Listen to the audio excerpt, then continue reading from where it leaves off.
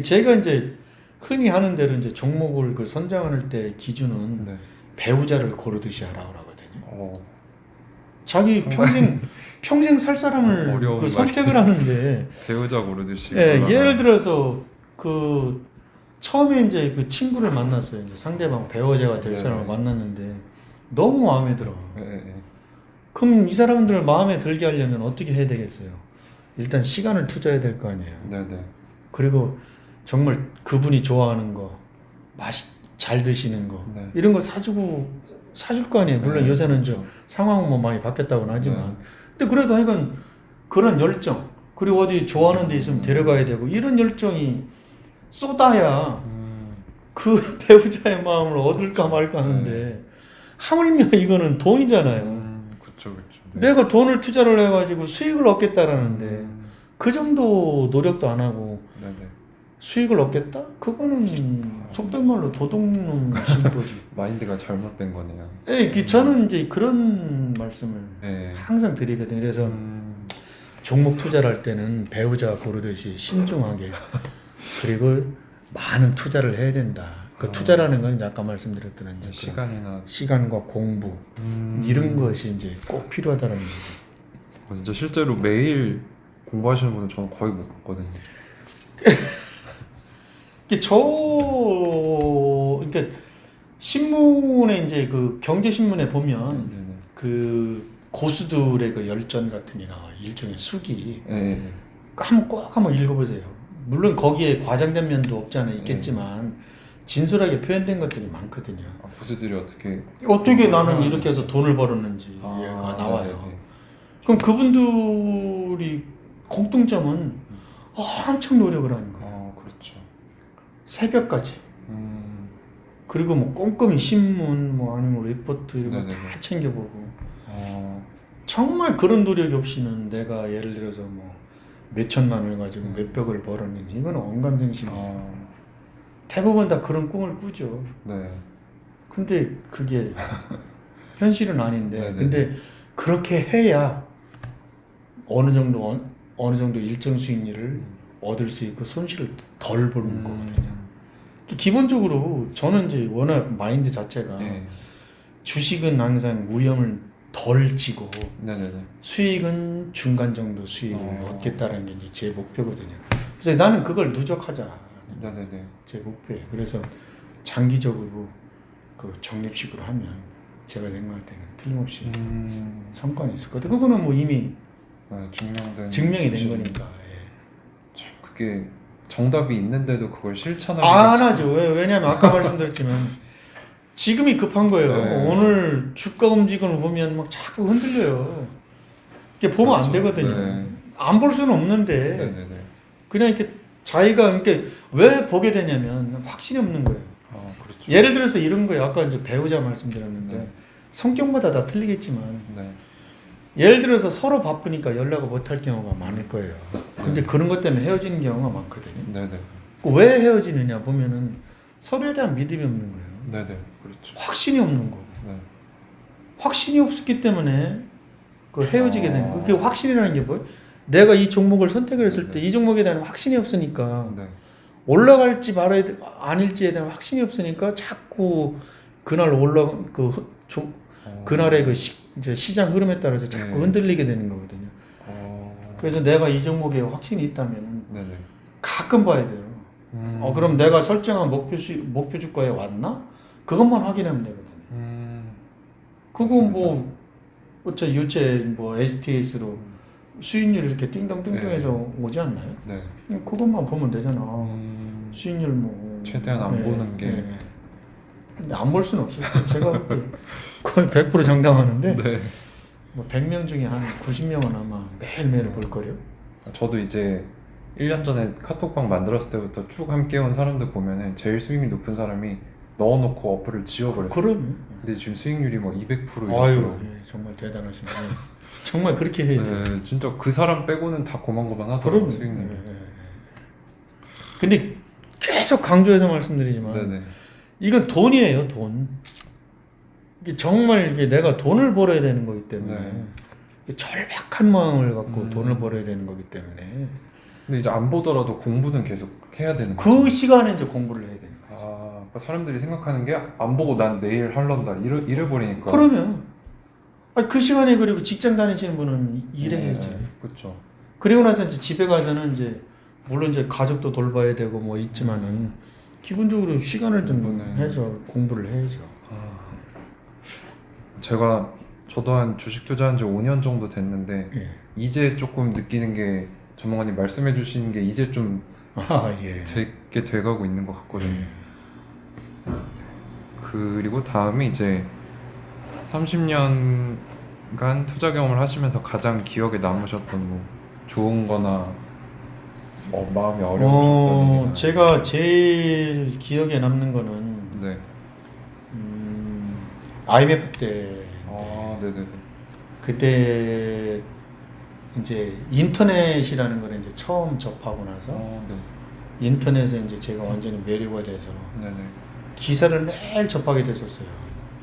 근데 이제 그때 당시에는 그 외환위기라는 개념이 네. 그렇게 와닿지가 않았었어요. 그리고 저는 이제 투자 전략을 하면서도 사실상 그런 개념에 대해서 잘 와닿지가 않았죠. 너무 좀 창피한 건데.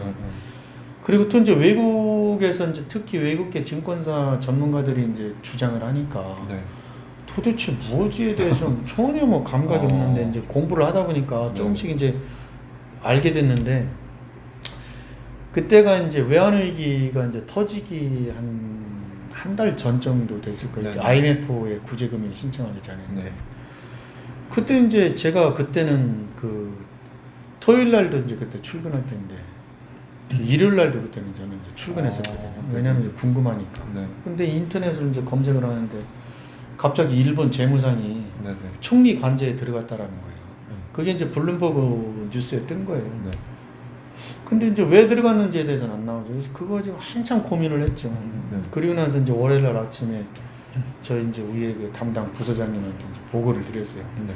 근데 부장님 제가 뭐 보니까 이런 기사가 떴더라. 근데 음. 제가 볼 때는 웬만하면 재무상들이 관료들이 일요일 날 총리 관저에 들어가는 경우가 거의 없는데 뭔가 큰 사건이 있다. 이제 왜냐하면 한국이 외환위기 들어가면 그 파장이 엄청 크니까. 네네. 그래서 아마 제가 생각할 때는 외국애들이 주장하는 외환위기가 올 것 같다. 이 그 부장님이 또 그런 부분에 대한 감각이 뛰어나신 네, 분이거든요. 그래서 그분이 또 사장님한테 보고를 한 거예요. 그때 이제 회사에서 조금 준비를 했어요. 외환위기에 대비해서 미리 네. 이제 조금 그 이제 그 비용 절감부터 시작을 해서 네. 나중에 이제 칭찬받았었어요.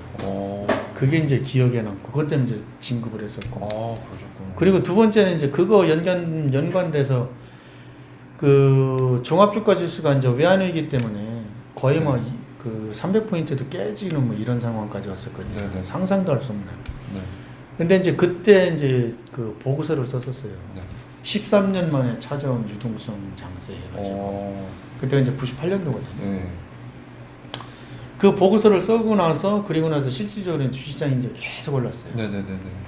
그 실질적으로는 이제 뭐 그 2000년도 그 정말 2000년 초에 이제 고점을 찍었지만 네. 우리나라는 이제 99년도 10월에 아마 고점을 찍었을 거예요.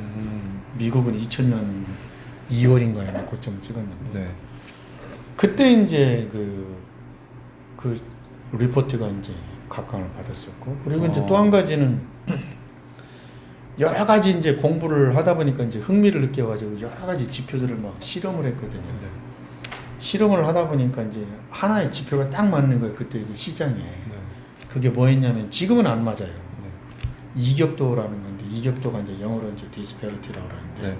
그게 뭐냐면 아까 말씀드렸지만 이동 평균에서 얘가 얼마만큼 떨어졌냐 표준 편차하고 비슷한 개념이에요. 네네네. 그 떨어진 비율이 예를 들어서 그 어느 정도 되면 정확히 그게 고점이었어요. 단기 고점. 그리고 이제 떨어지면 어느 정도 이 정도 되면 정확히 이게 단기 저점이었어요. 네네. 그래서 그걸 매일매일 맞췄어요. 그 매일 그 전략을 쓰면서 네네. 데일리라고 그러는데 네. 그러다가 이제 그때 제가 이제 그 주장했던 이론이 이제 물론 그 이전에 선진국에서 나왔잖아요. 파티 이론이라고 있어요. 네. 파티 이론이 뭐냐면 파티가 시작돼서 이제 막 열기가 막 고조가 되면 네. 그 분위기에 빠져가지고 내가 집에 가야 되는 걸 잊어버리잖아요. 네네네. 근데 이제 뭐 파티가 이제 막 고조가 되다가 예를 들어서 불이 나잖아요. 네. 그러면 서로 빠져나오느라고 이제 뭐 안달이 나죠. 네네. 아니면은 파티가 이제 마감되는 시간 되면은 서둘러서 나오느라고 이제 밟히고 뭐 이런다. 네네. 근데 미리 나오면 네. 한 10분 전에 일찍 나오면 네. 밟히지도 않고 재밌게 노는 기억만 있고 네. 너무 행복하잖아요. 네. 주시장도 마찬가지거든요. 어. 아까도 말씀드렸듯이 정확히 저점과 고점은 못 맞추거든요. 네네.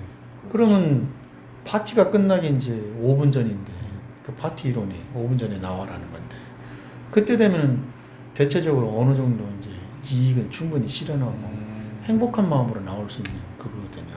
그거를 이제 판단하는 기준으로 이제 이격도를 삼은 거예요. 5일 이동평균선 이격도 하고 20일 이격도 하고 21일 이동평균선 이격도. 정확히 맞았어요. 신기하네요. 그게 근데 그 이유는 안 맞았어요. 왜 안 맞았는지 아세요? 아까 말씀드렸지만 네.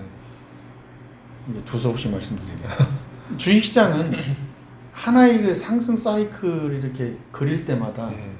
항상 그 사이클에 참여했던 사람들이 다음 사이클에서 이렇게 바뀌어요. 네. 손바뀜이라고 하거든요. 그러면은 이때 당시에 반영되었던 지표들이 거의 안 맞아요. 안 맞는다고요? 심리에 관련된 지표들은 네.